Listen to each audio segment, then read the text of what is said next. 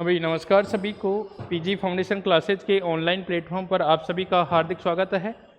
अपन first chapter पढ़ चुके हैं यूनिट एंड मेजरमेंट वाला। अपन आज जो जहाँ से फिजिक्स स्टार्ट होता है कहने का मतलब है ना, फिजिक्स वाला पार्ट भी था अपना, लेकिन उसमें अपन ने इतना ही बड़ा यूनिट क्या होती है, डायमेंशन क्या होती है, ये चीज़ें नॉर्मल काम आती है, बाकी नॉर्मल ही रहता है ना 11th में। बाकी जो अपना रियल फिजिक्स स्टार्ट होता है कि जहाँ से अपन को सीखने की बहुत कुछ आवश्यकता पड़ेगी, वो फिजिक्स आज से स्टार्ट होता है और उसी को अपन क्लासिकल मैकेनिक्स बोल सकते हो, न्यूटोनियन मैकेनिक्स बोल सकते हो, ठीक है, या फिर अपन काइनेमेटिक्स के नाम से बोलते हैं, ठीक है। तो एक बार थोड़ा सा समझा देता हूँ फिर अपन स्टार्ट करेंगे, ठीक है। तो देखो भाई, अपन चैप्टर 2 है भाई, है ना, लेसन बोले 2 और 2 चैप्टर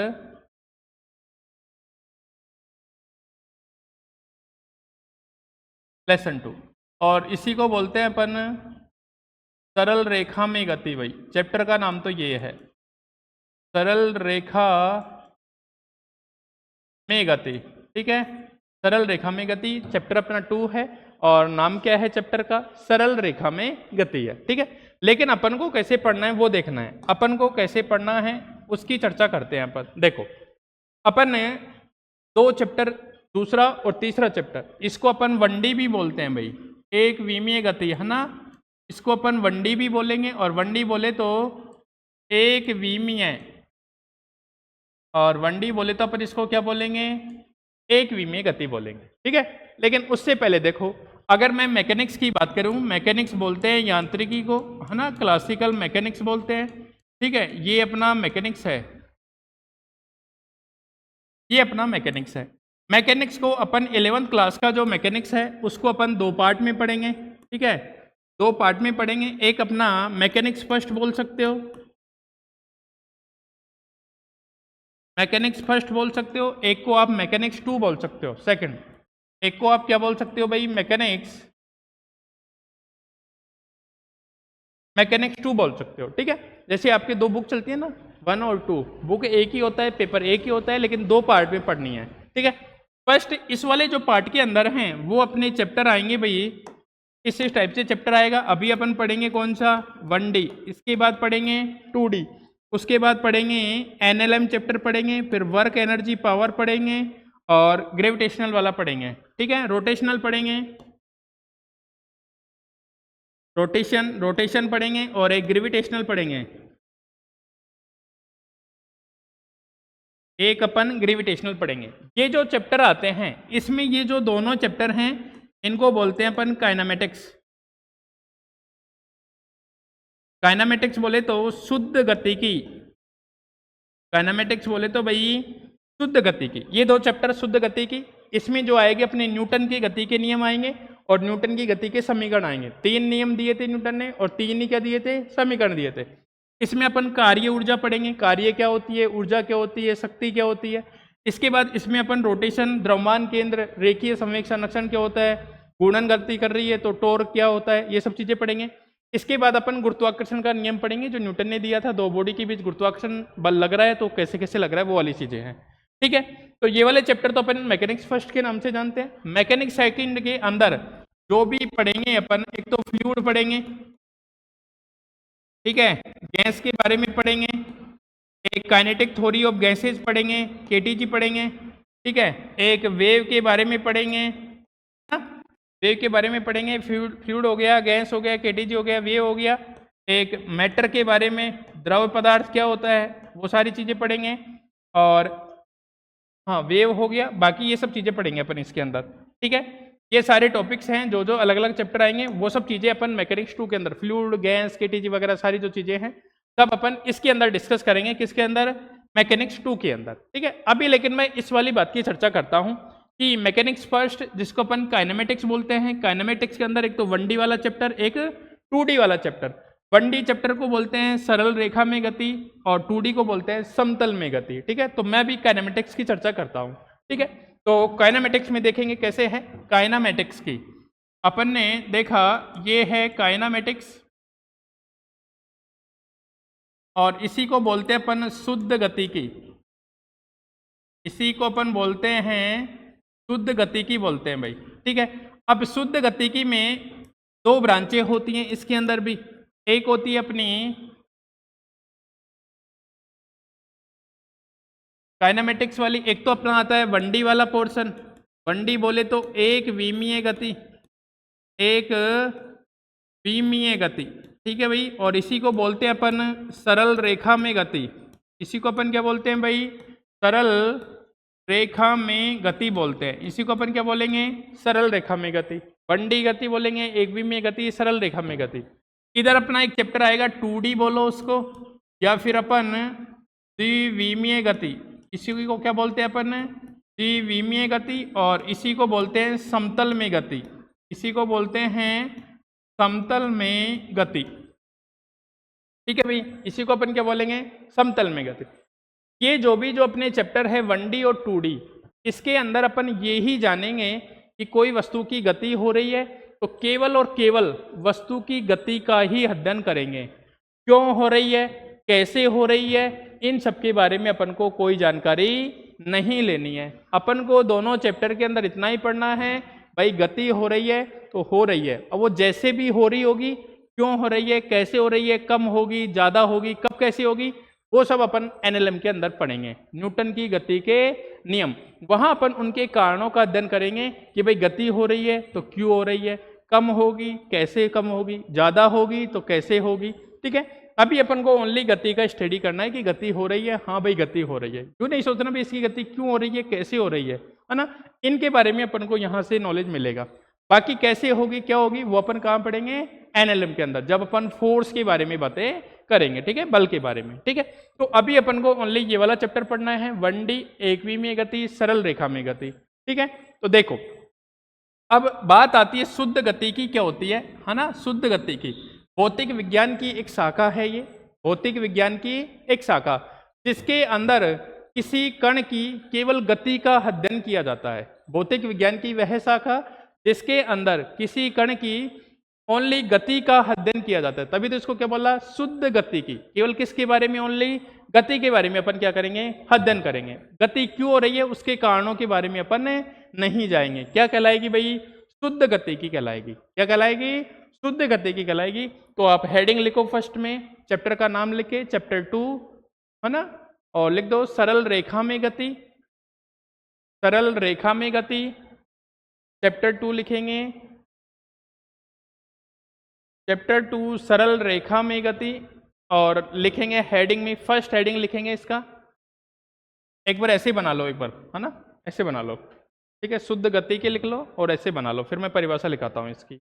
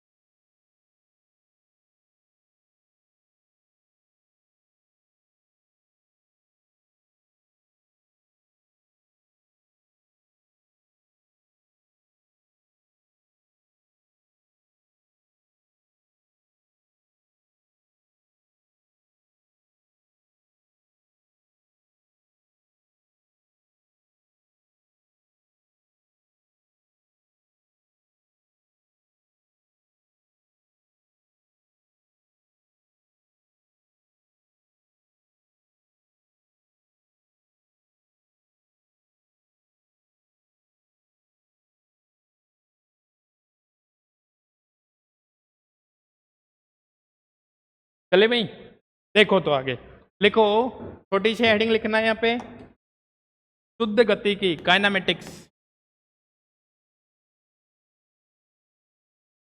शुद्ध गति की, जिसको अपन क्या बोलते हैं? काइनेमेटिक्स बोलते हैं। लिखना, परिभाषा लिखो, देखो, भौतिक विज्ञान की वह शाखा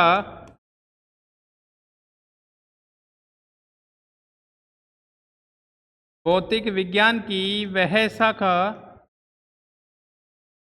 जिसके अंतर्गत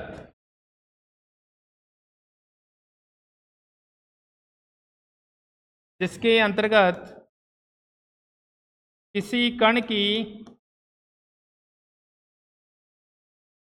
गति का अध्ययन किया जाता है, गति का अध्ययन किया जाता है। ठीक है भाई, कारणों के बारे में कोई जानकारी नहीं लेंगे, ओनली क्या करेंगे, गति का अध्ययन किया जाता है, शुद्ध गतिकी कहलाती है, शुद्ध गतिकी कहलाती है, शुद्ध गतिकी कहलाती है। भौतिक विज्ञान की वह शाखा जिसके अंतर्गत किसी कण की गति का अध्ययन किया जाता है, शुद्ध गतिकी कहलाती है, शुद्ध गतिकी कहलाती है। ठीक है भाई, अब देखो, अब अपनी परिभाषा में एक वर्ड आया है भाई, कण। अपनी परिभाषा में एक वर्ड आ गया कण। इस कण के जब भी अपन चर्चा करेंगे कण या पिंड बोलेंगे, इन दो चैप्टर पढ़ेंगे या आगे भी फिजिक्स में पढ़ेंगे, अपन बोलेंगे कोई कण इतनी स्पीड से जा रहा है, कोई पिंड इतनी स्पीड से जा रहा है। ठीक है, तो कण या पिंड क्या होगा उसकी परिभाषा। तो कण लिखो, कण जिसको अपन क्या बोलते हैं, पार्टिकल बोलते हैं भाई, कण बोल सकते हैं, पिंड बोल सकते हैं। देखो अब कण अथवा पिंड क्या होगा, ये छोटी छोटी परिभाषा है, यहीं से चैप्टर स्टार्ट हो जाएगा। थोड़ा सा बेसिक है ना, कण क्या होता है, पिंड क्या होता है। तुम बीच में कोई पूछ ले आपसे कि भाई कण की डेफिनेशन क्या है, कण किसको बोल सकते हो आप। ठीक है, अगर कण देखो इसको बोलेंगे, अगर जैसे अपनी कार है, ठीक है, जो कार की जो डायमेंशन होती है, डायमेंशन का मतलब लंबाई चौड़ाई ऊंचाई से है ना।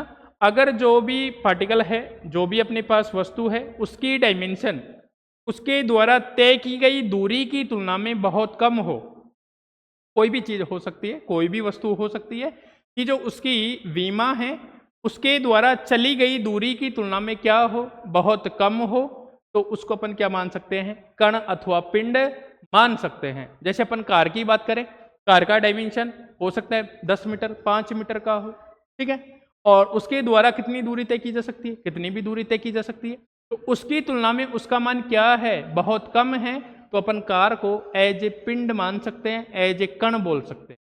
या फिर कोई पार्टिकल की, कोई पत्थर की बात करें, जिसका डायमेंशन, उसको जो ऊंचाई है, दूरी जितनी भी फेंक सकते हैं, उसकी तुलना में उसकी डायमेंशन क्या है, बहुत कम है, तो जो अपना वो पत्थर है उसको अपन कण अथवा पिंड बोल सकते हैं। ठीक है, कोई दिक्कत नहीं है। तो लिखो, वह वस्तु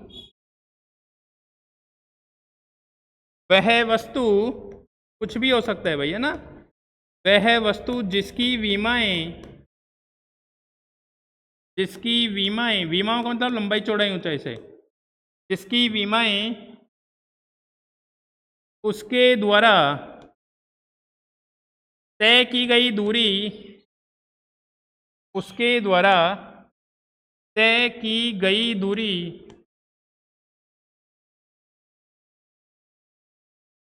गई दूरी की तुलना में नगण्य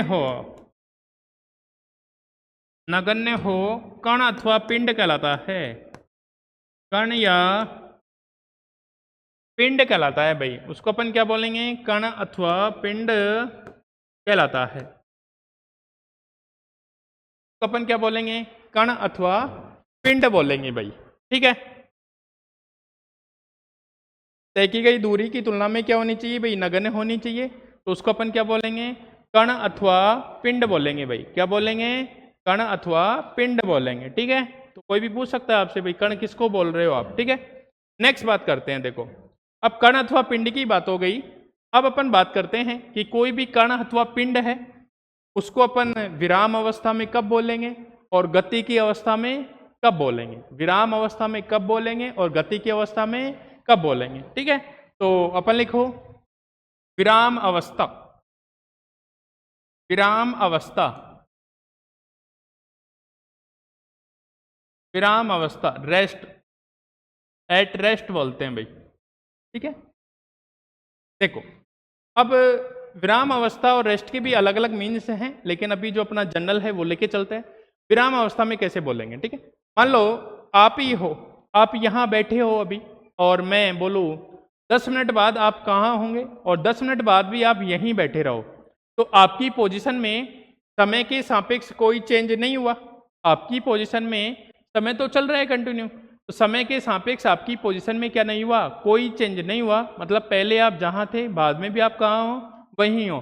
तो मैं ये बोल सकता हूँ कि तुम कहाँ हो, विराम अवस्था में हो, कि तुम कहाँ हो, रुके हुए हो, चल नहीं रहे। ठीक है, अगर मान लो अभी आप यहाँ बैठे हो, आधे घंटे 1 घंटे बाद आप कहाँ चले जाओगे, घर चले जाओगे, तो आपकी पोजीशन क्या हो गई, चेंज हो गई। तब मैं बोलूँगा आप कौन सी अवस्था में हो, गति की अवस्था में हो। आप यहाँ से वहाँ चल के गए तो आपने क्या की, गति की, तो उसको क्या बोलूँगा मैं, गति अवस्था बोलूँगा। ठीक है, तो लिखो परिभाषा,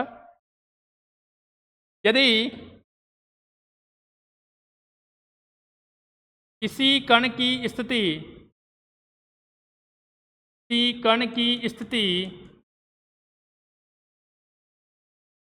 समय के सापेक्ष, किसी कण की स्थिति समय के सापेक्ष अपरिवर्तित रहती है, मतलब परिवर्तित नहीं होती, बदलती नहीं है, समय के सापेक्ष अपरिवर्तित रहती है, तो उसे कण की विराम अवस्था, उसे कण की विराम अवस्था कहा जाता है, उसे कण की विराम अवस्था कहा जाता है। ठीक है भाई, विराम अवस्था में कोई दिक्कत नहीं है। कण की विराम अवस्था क्या होगी, अगर पोजीशन टाइम के सापेक्ष चेंज नहीं हो रही, कोई चेंज नहीं आ रहा, तो कण कहाँ पे है, एट रेस्ट है, रुका हुआ है, आप बोल सकते हो। ठीक है, अगर विराम अवस्था के बाद मैं बात करूं गति अवस्था, गति अवस्था, गति अवस्था। ठीक है, तो गति अवस्था में क्या परिभाषा लिख सकते हो आप, गति अवस्था में आप ये परिभाषा दे सकते हो कि अगर कण की स्थिति समय के सापेक्ष क्या हो रही है, परिवर्तित हो रही है, बदल रही है, तो कण कैसी है, गति अवस्था में है। तो लिख लो अपनी परिभाषा, लिखो, यदि कण की स्थिति समय के सापेक्ष, कण की स्थिति समय के सापेक्ष परिवर्तित हो,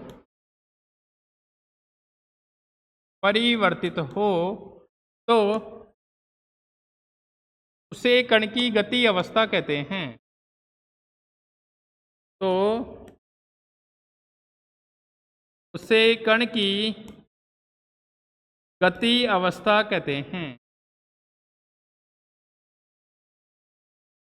उसे कण की गति अवस्था कहते हैं, उसे कण की गति अवस्था कहते हैं। ठीक है भाई, अब देखो जो ये विराम अवस्था है और गति अवस्था है, ये तो अपनी नॉर्मल जनरल है। अगर अपन आगे मैकेनिक्स में और चलते हैं, जैसे 11th-12th के बाद अपन बीएससी ग्रेजुएशन लेवल पे चलते हैं, तो इनमें भी अलग अलग पोजीशन होती है। कैसे, जैसे अभी आप यहाँ बैठे हुए, तो मैं भी यहीं पे हूँ, तो मेरे सापेक्ष तो आप रेस्ट में हो, मेरे सापेक्ष तो आप कहाँ पे हो, रेस्ट में। अगर कोई एक ऐसा आदमी या कोई भी अपनी अर्थ से दूसरे प्लानेट से जाके अपन को देखे, दूसरे ग्रह से, अर्थ से बाहर से कहीं से अपन को देखे, तो वो क्या देखेगा, अर्थ तो क्या कर रही है, रोटेशन कर रही है, घूर्णन गति हो रही है, अपनी अक्ष पे घूम रही है।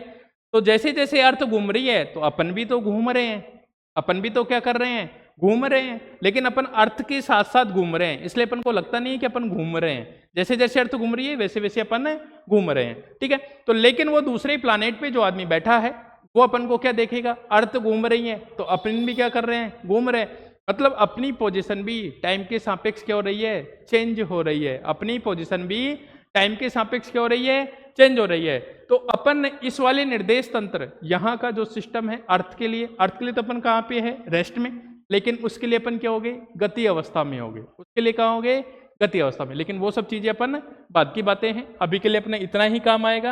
विराम अवस्था में है तो विराम में, गति अवस्था में है तो गति अवस्था में। उस चीज को समझाने के लिए एक दूसरा एग्जाम्पल और दे देता हूँ, आगे पढ़ोगे, अभी का नहीं है, बीएससी लेवल का है वो, है ना।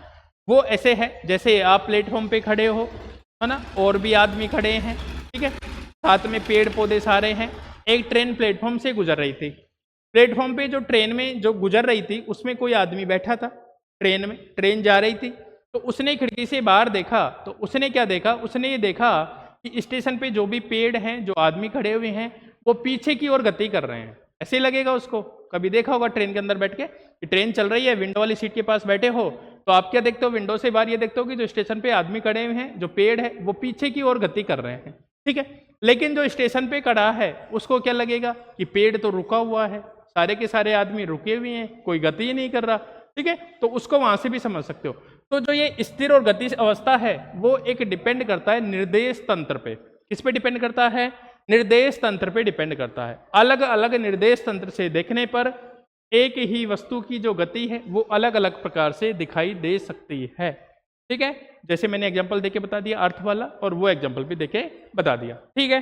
कोई दिक्कत नहीं है, यहां तक विराम अवस्था की बात हो गई, गति अवस्था की बात हो गई, ठीक है।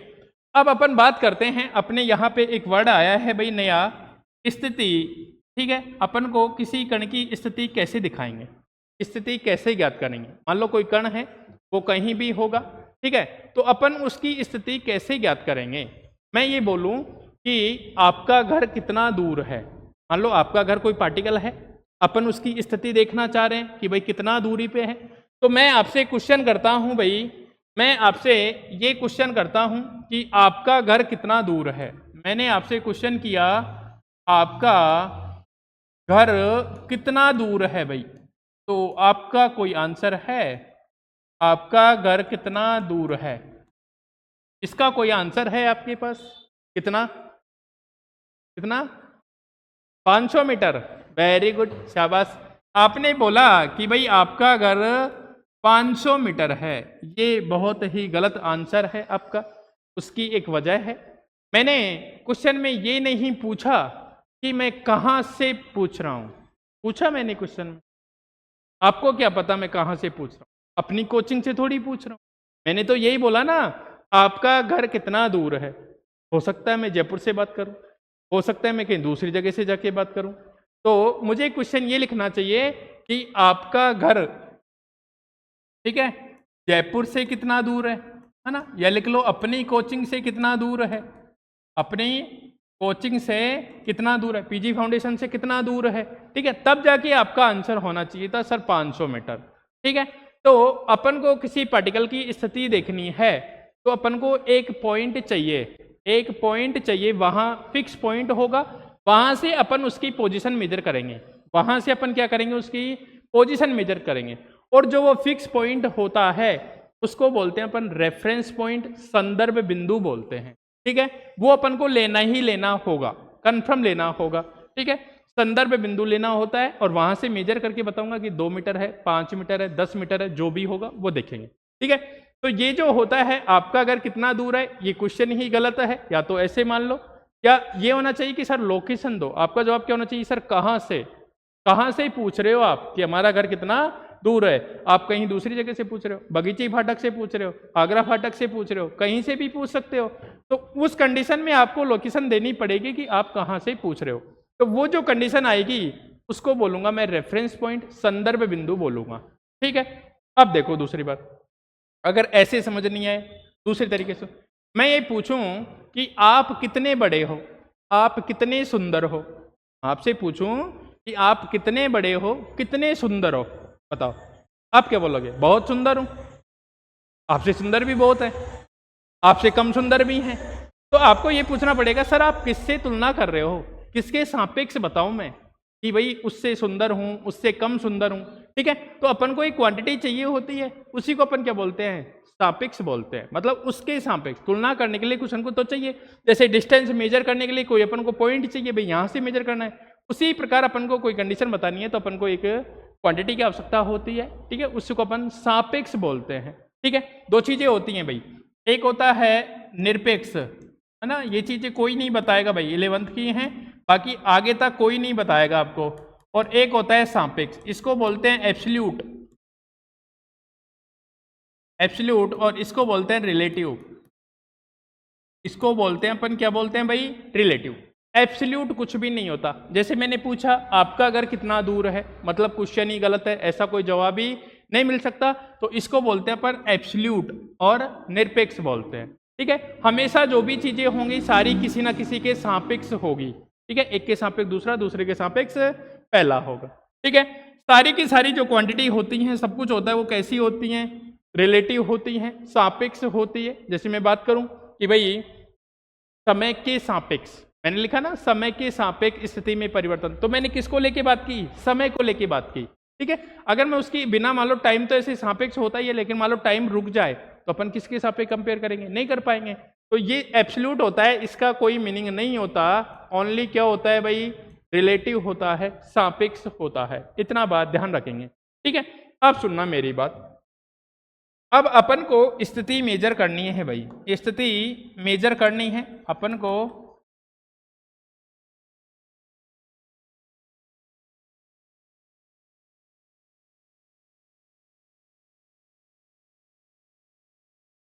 अब अपन को स्थिति मेजर करनी है, ठीक है। तो देखो स्थिति मेजर कर लेते हैं अपन। देखो अब स्थिति मेजर करने के लिए अपन को कोई रेफरेंस पॉइंट चाहिए, संदर्भ बिंदु चाहिए, तो उसके लिए भी अपन को एक सिस्टम चाहिए भाई।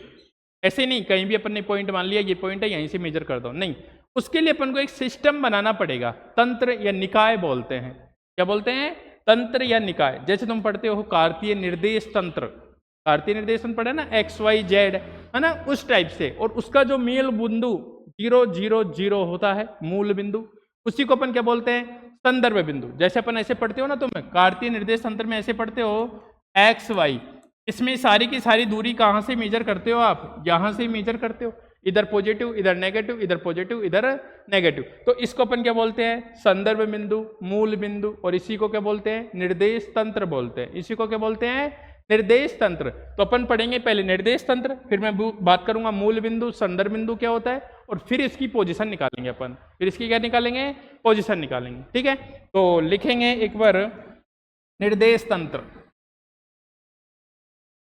हेडिंग लिखेंगे भाई निर्देश तंत्र क्या होता है, निर्देश तंत्र, फ्रेम ऑफ रेफरेंस बोलते हैं निर्देश तंत्र। लिखना वह निकाय जिसके सापेक्ष, वह निकाय जिसके सापेक्ष किसी कण की स्थिति ज्ञात की जाती है, किसी कण की स्थिति ज्ञात की जाती है, निर्देश तंत्र कहलाता है।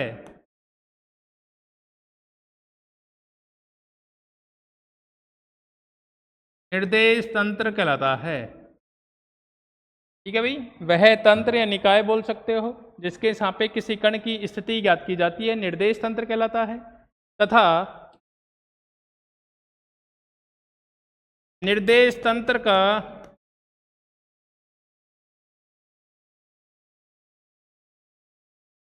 वह बिंदु जहां से सभी दूरियां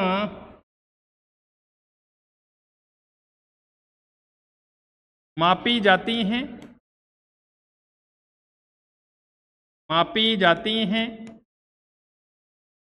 मूल बिंदु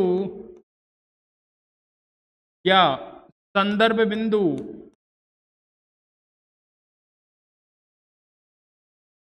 मूल बिंदु या संदर्भ बिंदु कहलाता है। मूल बिंदु या संदर्भ बिंदु कहलाता है, ठीक है भाई।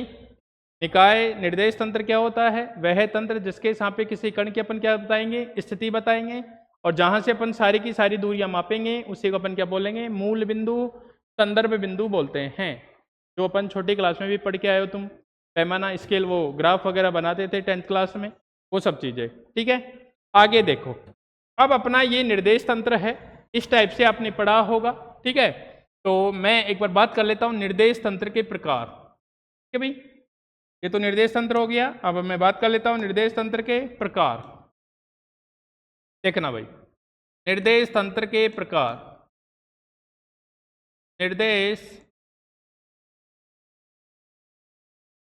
तंत्र के प्रकार, types of frame of reference. देखो भी, निर्देश तंत्र के प्रकार, उनके जो कोऑर्डिनेट हैं उनके जो कोऑर्डिनेट, जैसे किसी में एक्स वाई जेड होता है, किसी में एक्स वाई जेड की जगह दूसरी चीजें आ जाएंगी, है ना, उनके आधार पर अलग अलग प्रकार के होते हैं। ठीक है, आपकन को एक ही पढ़ना है, केवल कार्तीय निर्देश तंत्र, बाकी नॉलेज के लिए बता रहा हूं, बाकी कोई नहीं पढ़ना, एक भी नहीं पढ़ना, ओनली कार्तीय पढ़ेंगे, है ना। ठीक है, तो देखो यहां पहला होता है भाई कार्तीय निर्देश तंत्र।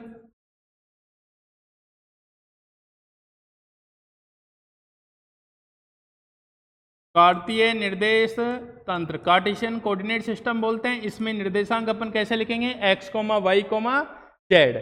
ठीक है, दूसरा होता है भाई बेलनीय निर्देश तंत्र। ओनली आपको ध्यान रखना है भाई होता है, बाकी कोई क्या होता है अपन को नहीं पता। बेलनीय निर्देश तंत्र। और एक तीसरा होता है यहाँ पे गोलीय निर्देश तंत्र। एक होता है गोलीय निर्देश तंत्र। ये 3 प्रकार के निर्देश तंत्र है। बाकी एक वक्र रेखीय निर्देश तंत्र होता है, लेकिन उन सब के बारे में नहीं जाना, अपन को केवल एक और एक निर्देश तंत्र पढ़ना है, वो भी कौन सा, कार्तीय निर्देश तंत्र पढ़ना है। ठीक है, तो आपसे अगर नॉलेज के लिए कोई पूछ ले भाई ऐसे ऐसे होते हैं तो बता दो, बाकी अपन कौन सा पढ़ना है, ओनली कार्तीय, सिंगल कार्तीय। ठीक है, तो अब मैं कार्तीय को लेकर चर्चा कर लेता हूं, है ना। कार्तीय निर्देश तंत्र क्या होता है, इसके बारे में डिटेल से चर्चा करेंगे, क्या होता है, कैसी चीजें होती है, सारी चीजें। कार्तीय निर्देश तंत्र देखो,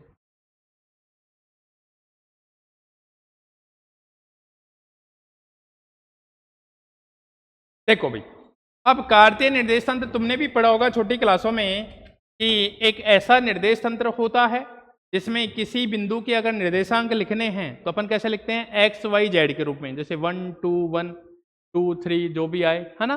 कि कार्तीय निर्देश तंत्र वो निर्देश तंत्र होता है जिसमें अगर, अभी मैं ओनली 3D की बात कर लेता हूं, है ना, बाकी अपन को ओनली कौन सा पढ़ना है, 1D पढ़ना है ना, अभी बता देता हूं। ठीक है, एक्स वाई जेड ऐसे होता है। ठीक है, इसमें अपन सारी की सारी दूरियां, इसमें अपन जो सारी की सारी दूरियां कहां से मापेंगे भाई, यहां से, ये 0 0 0, इसको अपन ओ भी बोलते थे छोटी क्लासों में, ये मूल बिंदु है, इसी को अपन क्या बोलते हैं, संदर्भ बिंदु बोलते हैं। इसी को मूल बिंदु और इसी को अपन क्या बोलेंगे, संदर्भ बिंदु। तो मैं लिख देता हूं, ये है अपना मूल बिंदु और इसी को मैं क्या बोलूंगा, संदर्भ बिंदु बोलूंगा, इसी को मैं बोलूंगा संदर्भ बिंदु। ठीक है, अब मान लो अपन को यहां से किसी पॉइंट के कोऑर्डिनेट लिख रहे हैं, जैसे मैं बोलूं 1 0 0 कहां पे होगा, 1 0 0, मतलब अपन को एक्स अक्ष पे कितना चलना है, 1, और इसमें जो कोऑर्डिनेट लिखे रहते हैं वो ऐसे लिखे रहते हैं एक्स वाई जेड। पहली वैल्यू एक्स की होती है, दूसरी वाई की, तीसरी किसकी, जेड की होती है। ठीक है, अगर मैं आपसे पूछूं इस पे मुझे कोऑर्डिनेट बताओ 1 0 0, तो आपको लग रहा है, आपको क्या लग रहा है कि अपन को एक्स अक्ष पे कितना चलना है, 1, बाकी वाई पे 0, जेड पे भी 0, मतलब वहां तो चलना ही नहीं है। तो ये कोऑर्डिनेट कौन सा आ गया, ये कहीं अगर यहाँ 1 मानूं, ये 1 0 0 कितना हो जाएगा, ये कोऑर्डिनेट हो जाएगा। ठीक है, इसी प्रकार अगर मैं लिखूं 0 2 0, तो ओनली अपन को कहाँ पे चलना है, वाई अक्ष पे चलना है। इसी प्रकार इधर लिखूं 0 0 3, तो अपन को कहाँ चलना है, केवल जेड अक्ष पे चलना है। ठीक है, अगर मैं ऐसे लिख दूं 2 3 और इधर 0, तो जेड पे तो चलना नहीं है, एक्स में कितना चलना है, 2, एक्स में 2 चला। ठीक है, वाई में कितना चलना है, 3, तो जहां भी दोनों कट करेंगे, मान लो ये चला और इधर से मैं ये चला, जहां भी दोनों कट करेंगे वहां क्या आ जाएगी, उस पॉइंट की स्थिति आ जाएगी। ठीक है, कोई दिक्कत नहीं है। तो सबसे पहले अपन क्या लिखते हैं, कार्तीय निर्देश तंत्र क्या होता है, फिर अपन इनके बारे में जानेंगे। ठीक है, तो लिखेंगे वह निर्देश तंत्र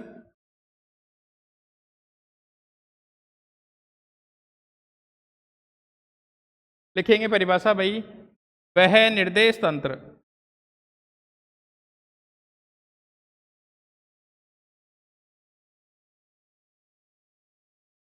जिसमें किसी बिंदु के निर्देशांक, किसी बिंदु के निर्देशांक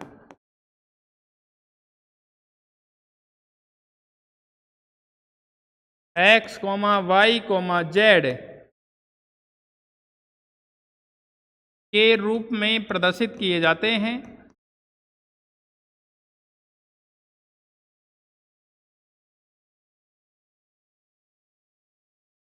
कार्तीय निर्देश तंत्र कहलाता है।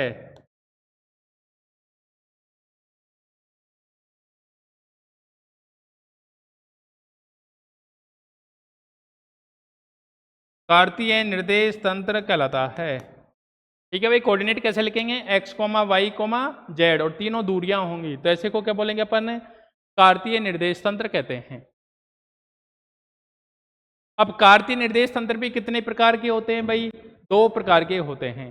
कार्तीय निर्देश तंत्र भी कितने प्रकार के होते हैं, 2 प्रकार के होते हैं। ठीक है, तो एक लाइन छोड़ के लिखेंगे, कार्तीय निर्देश तंत्र 2 प्रकार के होते हैं।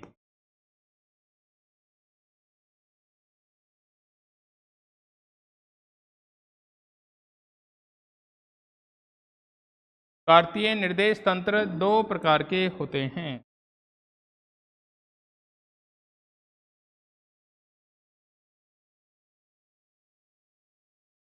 ठीक है भाई, पहला होता है जो होता है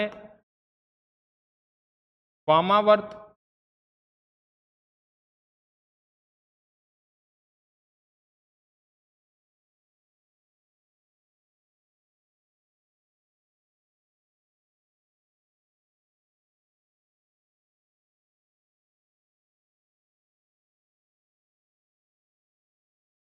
कार्तीय निर्देश तंत्र।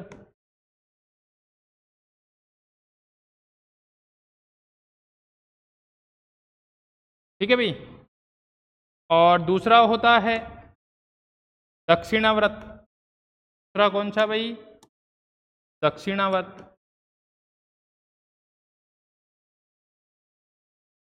दक्षिणावर्त निर्देश तंत्र 2 टाइप के होते हैं, एक वामावर्त और एक दक्षिणावर्त। एक क्लॉकवाइज होता है, एक एंटी क्लॉकवाइज होता है। ठीक है, एक क्लॉकवाइज और एक कौन सा, एंटी क्लॉकवाइज होता है। ठीक है, तो देखो मैं बात करता हूं कैसे होते हैं और अपन को कौन सा पढ़ना है वो देखना है। ठीक है, तो दोनों बना के चलता हूं मैं, एक बार देखना।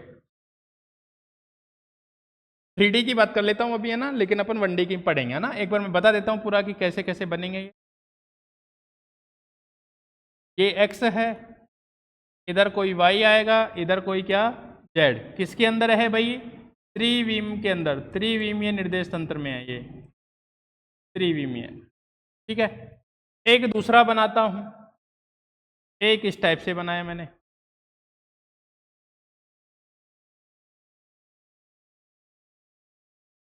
एक y बनाया, ये z बनाया।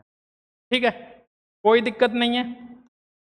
हाँ, इसका जो ये पॉइंट है ओ, इसके कोऑर्डिनेट 0,0,0 मतलब x भी 0, y भी 0, z भी 0, कोई दिक्कत। इसको बोलते हैं अपन मूल बिंदु, संदर्भ बिंदु, मूल बिंदु, और इसी को बोलेंगे संदर्भ बिंदु।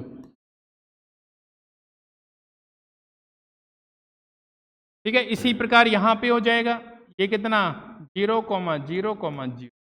अब सुनो मेरी बात, यहां पे x के बाद y के बाद कितना z। कैसे चला मैं, इस टाइप से चला, वामावर्त चला, एंटी क्लॉकवाइज चला। ठीक है, कैसे चला भाई, एंटी क्लॉकवाइज। ACW का मतलब एंटी क्लॉकवाइज, घड़ी की विपरीत दिशा में, कोई दिक्कत नहीं है। तो इसको बोलते हैं अपन वामावर्त कार्तीय निर्देश तंत्र। तो क्या बोलते हैं, वामावर्त कार्तीय निर्देश तंत्र, एंटी क्लॉकवाइज निर्देश तंत्र, कार्तीय निर्देश। और इसमें कैसे चला, x y z, इसमें मैं ऐसे चला, ये घड़ी की दिशा में चला, क्लॉकवाइज निर्देश तंत्र। ठीक है, इसको मैं लिख सकता हूं एंटी क्लॉकवाइज, है ना। कौन सा है भाई ये, एंटी क्लॉकवाइज। और ये कौन सा है, क्लॉकवाइज, मतलब घड़ी की दिशा से। कोई दिक्कत नहीं है तुम्हें, ये क्लॉकवाइज है। ठीक है, अब देखो, अब अपन को कौन सा पढ़ना होता है दोनों ही सही है क्या, दोनों ही सही, लेकिन अपन को कौन सा पढ़ना है, अपन को कौन सा पढ़ना है। देखो पहली बात मैं बता देता हूं, कोई नहीं बताएगा आपको। अपन ने छोटी क्लासों में स्केल वो डी देखी है, डी चांदा बोलते हो जिसको, चांदा बोलते हो, है ना। देखो अपन ने छोटी क्लासों में डी देखा था, जिसको अपन चांदा बोलते हैं, वो इस टाइप का होता था भाई, समझाने के लिए बता रहा हूं, बाकी तो आप सब जानते हो, ऐसे होता था। ठीक है, इसमें यहाँ पे इसका कोई मिड पॉइंट मान लेते थे और यहाँ पे 90 डिग्री का एंगल होता था ऐसे करके, ठीक है। बाकी यहाँ पे अंदर भी कोण लिखे रहते थे, बाहर भी, ठीक है। जैसे बाहर यहाँ लिखा हो 0 तो यहाँ 180 लिखा मिलता था, यहाँ लिखा मिला हो 20, यहाँ 160 लिखा मिलता था, यहाँ पे लिखा हो 30, यहाँ पे 170, यहाँ पे मान लो लिख दिया 50 तो यहाँ कितना 130, यहाँ पे लिख दिया 70 तो यहाँ कितना 110, यहाँ पे कितना 80 तो यहाँ पे कितना बताओ। तो ठीक है, इस टाइप से अपने एंगल लिखे होते थे। और इस टाइप से यहाँ जब बाहर की तरफ 180 आता था तो अंदर 0 हो जाता था। इसी प्रकार यहाँ बाहर की तरफ 170 आता था तो ये 10 होता था। ऐसे दोनों तरफ कोण होते थे, ठीक है। लेकिन तुमने कभी मेजर किया है, तुम बोलो सर ने बोला तुमसे कि भाई 50 डिग्री का कोण माप के लिखो, इससे 50 डिग्री का चांदे की सहायता से 50 डिग्री का कोण बनाओ, तो आप क्या करते थे, ऐसे एक लाइन कहते थे, ठीक है। चांदे को यहाँ पे रखते थे, है ना, चांदे को यहाँ पे रख लो, यहाँ पे रख दिया और अब ऐसे करके ये भाई 50 डिग्री है, इसका ये पॉइंट यहाँ रखा, ये मिला देते थे और ये मिला दिया और ये कितना बन गया 50 डिग्री का कोण बन गया, ठीक है। तुम ये काम यहाँ से भी कर सकते थे कि चांदे को यहाँ रखा और ये भी तो 50 डिग्री का कोण ही है, ये भी तो 50 डिग्री का ही कोण है, दोनों साइड से आपने इस साइड से भी बनाया, इस साइड से भी बनाया, है दोनों 50 डिग्री, है दोनों क्या 50 डिग्री।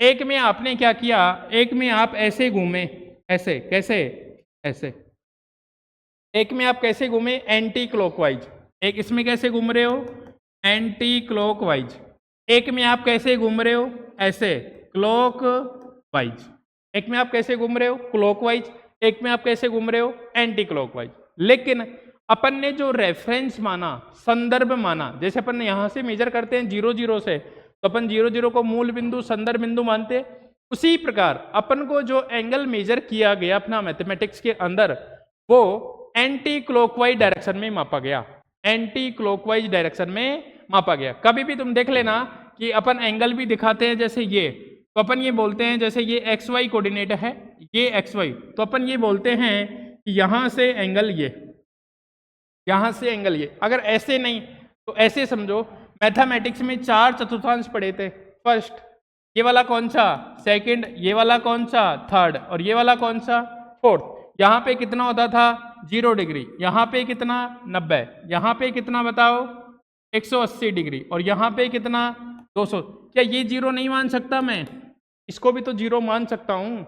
अगर यहाँ से मैं जैसे इस तरह मेजर करूँ तो मैं ऐसे चलूंगा, अगर इसको 0 माना और मैंने इसको 0 मान लिया तो मैं कुछ क्या चलूंगा, ऐसे चलूंगा। दोनों की डायरेक्शन अपोजिट है, बाकी कोई दिक्कत नहीं है। लेकिन जो अपनी मैथमेटिक्स है वो इस वाले को रेफरेंस मान के माना गया है कि अपन इस वाली अक्ष से, एक्स अक्ष की धनात्मक दिशा से एंगल को मेजर करेंगे, ठीक है। इसी को तभी तो फर्स्ट बोला, अरे फर्स्ट इसी को भी बोल सकते थे। अगर मैं 0 ऐसे मेजर करूं क्लॉकवाइज डायरेक्शन में, अपन ने क्या माना उसको एंटी क्लॉकवाइज माना, ठीक है। तो जब भी अपन पढ़ेंगे निर्देश तंत्र, तो जो कार्तीय निर्देश तंत्र है वो मैं हमेशा एंटी क्लॉकवाइज वाला ही लेके चलूंगा। कहने का मतलब मैं हमेशा उसको ऐसे ही बनाऊंगा, एक्स वाई जेड। ये कैसे आ रहा है, ऐसे घूम के आ रहा है। हो सकता है मैं ऐसे भी बना दूं, हो सकता है मैं इसको ऐसे भी बना दूं कि एक्स वाई जेड, लेकिन घूम तो मैं फिर भी ऐसे ही रहा हूं, घूम तो फिर भी मैं क्या कर रहा हूं, ऐसे ही रहा हूं। है तो एंटी क्लॉकवाइज ही, वो भी एंटी क्लॉकवाइज, ये भी क्या एंटी क्लॉकवाइज, ठीक है। तो हमेशा किसकी बात करूंगा, एंटी क्लॉकवाइज की ही बात करूंगा। ऐसे नहीं कि मैं इसको ऐसे बना दूं, बनाने को बना सकते हो, लेकिन जो अपना मैथमेटिक्स के सारे फॉर्मूले वगैरह जिसमें थीटा आता था, वह थीटा की जगह क्या हो जाएगा, माइनस थीटा हो जाएगा, थीटा की जगह क्या हो जाएगा, माइनस थीटा हो जाएगा।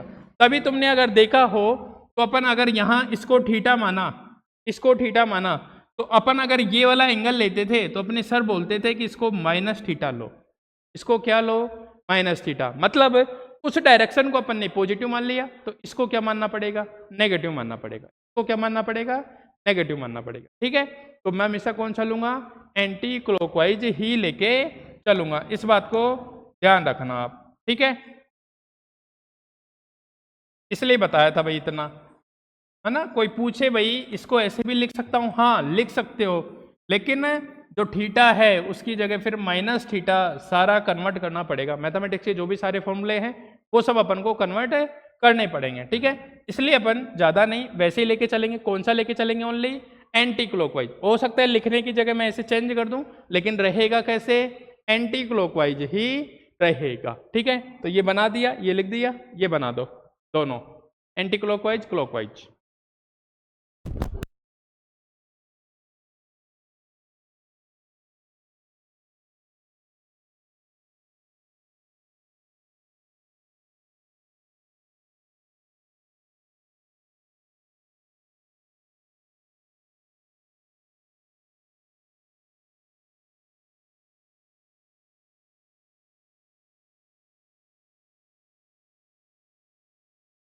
हाँ भाई बना दो, है ना। बाकी आगे की चर्चा अपन कल के लेक्चर से करेंगे, है ना।